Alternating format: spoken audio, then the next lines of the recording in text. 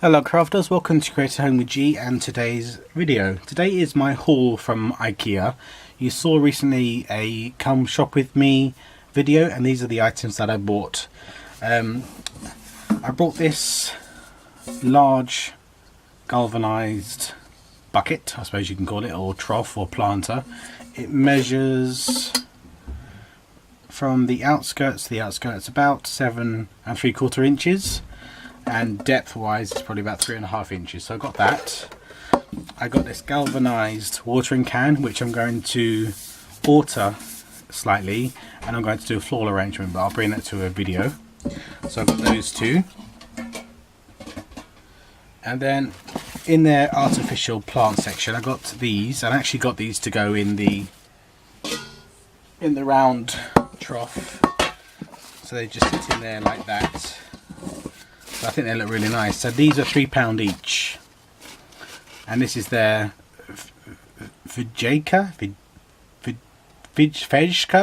It's not English, so obviously I'm not very good with pronunciation. Made in China, but they're £3 each. But I got those to do that with. And then I spotted these coasters. Now these coasters are really neat.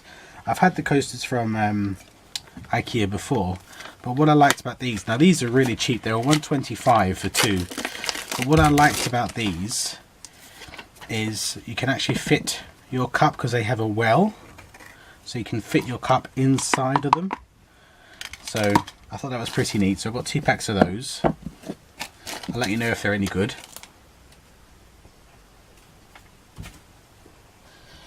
And then for my napkin stash, I got these, and these are the summer 2018 ones. So I've got the small square ones, and these are 9.5 by 9.5, and you get 20, you get 30 of those. And these are 15 by 15, you get 30 of those. I've got a tutorial coming up with a wreath that I used last summer, last summer's napkins, and I used them this year. So